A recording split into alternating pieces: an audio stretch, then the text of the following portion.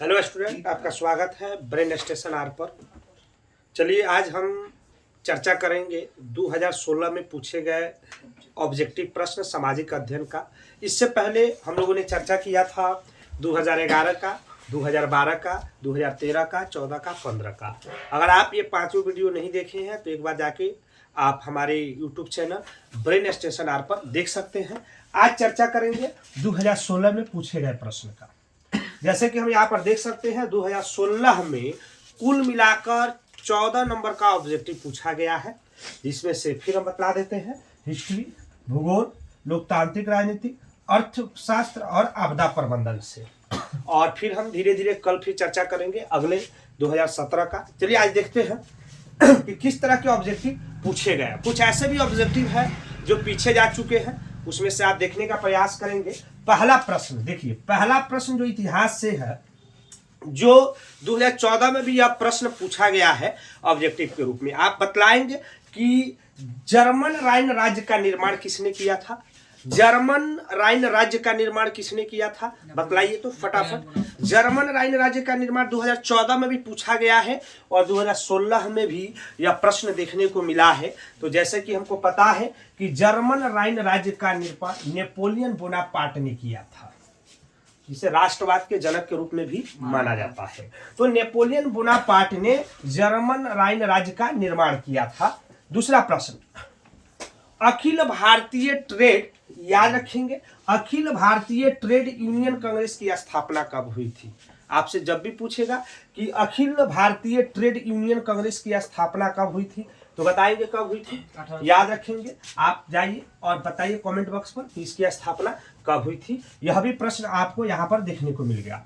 तीसरा प्रश्न आपका है विश्वव्यापी आर्थिक संकट। याद रखेंगे, मस्ट बीबीआई प्रश्न है कि विश्वव्यापी आर्थिक मंदी या संकट किस देश से आरंभ हुआ था। याद रखेंगे, अमेरिका देश से आरंभ हुआ था। जैसे हमने बतलाया था, शेयर मार्केट गिर जाने के कारण यह विश्वव्यापी आर्थिक मंदी अमेरिका से शुरू हुआ। वह दिन मंगलवार का था, इसीलिए इतिहास में काला मंगलवार के नाम से भी जाना जाता है। याद रखेंगे, काला मंगलवार किसे कहा जाता है, तो जब विश्वव्यापी आर्थिक मंदी अमेरिका से शुरू हुआ था, वह दिन मंगलवार का था, इसीलिए इसे काला मंगलवार के नाम से भी जाना जाता है। चलिए चौथा प्रश्न, हंगरी की राजधानी 2013 में पूछा गया भी प्रश्न है। हंगरी की राजधानी कहाँ है, बताएंगे। हंगरी की राजधानी कहाँ है, बताइए। हाँ, बुडापेस्ट। हंगरी की राजधानी कहाँ है, बुडापेस्ट। याद रखेंगे, ये रिपीट किया हुआ प्रश्न है और पूछा गया भी प्रश्न आपके सामने देख सकते हैं। 2013 में यह प्रश्न पूछा है। 2013 के जब आप ऑब्जेक्टिव देखेंगे तो यह फिर पुनः आपको वहां पर दिखाई देगा। आगे देखते हैं भूगोल से। भूगोल में आपसे प्रश्न पूछता है सोपानी कृषि किस राज्य में प्रचलित है, बताएंगे। सोपानी कृषि किस राज्य में प्रचलित है, उत्तराखंड। याद रखेंगे, सोपानी कृषि जो है उत्तराखंड में प्रचलित है। याद रखेंगे, सोपानी कृषि जो है उत्तराखंड में प्रचलित है। तो यह भी प्रश्न आपको देखने को मिल गया। 6 नंबर प्रश्न देखते हैं। देखिए 6 नंबर जो प्रश्न है, यह भी 2014 में पूछा गया प्रश्न है कि देश के बांधों को किसने भारत का मंदिर कहा है। देश के बांधों को किसने भारत का मंदिर कहा है, बताइए तो किसने कहा है, पंडित जवाहरलाल नेहरू, जो हमारे देश के प्रथम प्रधानमंत्री थे। याद रखेंगे, पंडित जवाहरलाल नेहरू ने देश के बांधों को क्या कहा है, भारत का मंदिर या आधुनिक भारत का मंदिर कहा है।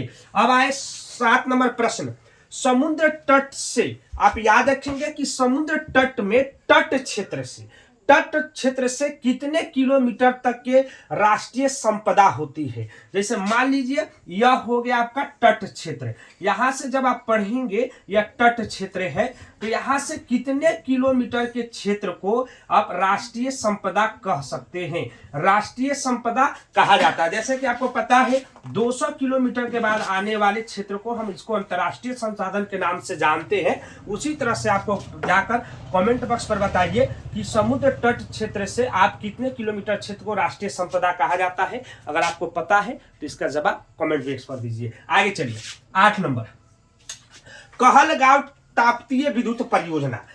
कहलगांव ताप्तीय विद्युत जो परियोजना है किस जिला में यानी अवस्थित है, तो बताएंगे जमुई जिला में। किस जिला में है? जमुई जिला में। कहलगांव ताप्तीय विद्युत जो परियोजना है वह जमुई जिला में क्या है? अवस्थित है। अब आइए लोकतांत्रिक राजनीति से।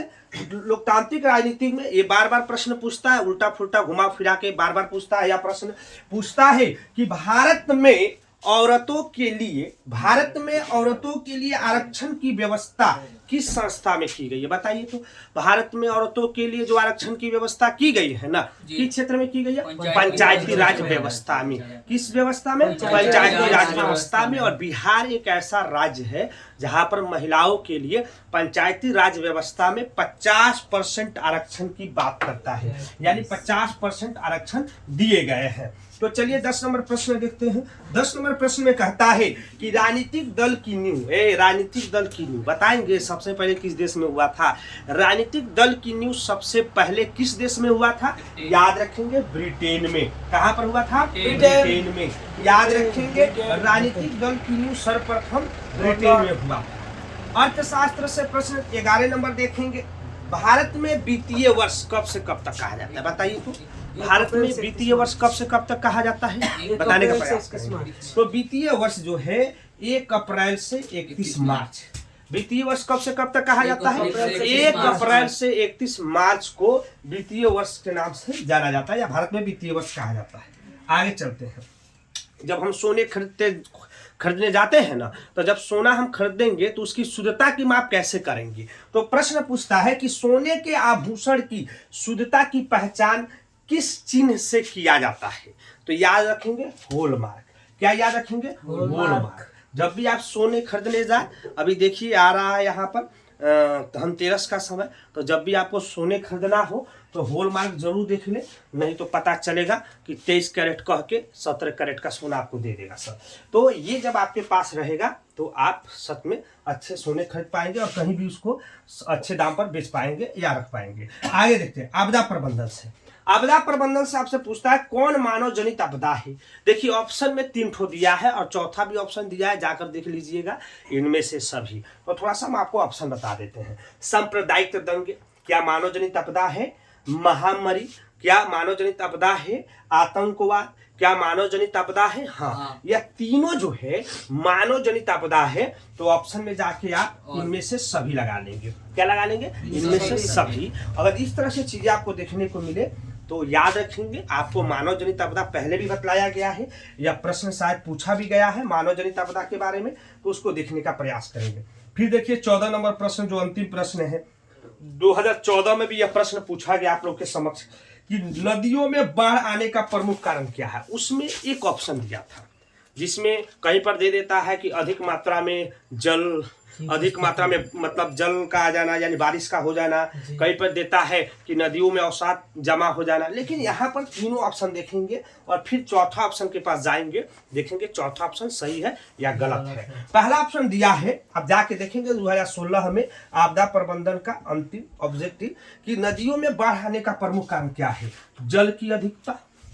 क्या जल की अधिकता के कारण बाढ़ आता है, या नदियों के तल में अवसाद का जमा, यह भी हो सकता है, या वर्षा की अधिकता, यह भी हो सकता है, या इनमें से सभी? आप बतलाएंगे कमेंट बॉक्स में जाके कि नदियों में बाढ़ आने का प्रमुख कारण क्या है? जल की अधिकता, नदी तल में अवसाद का जमा, या यानी वर्षा की अधिकता, या इनमें से सभी, यानी ये तीनों बताएंगे फटाफट क्या हो सकता है।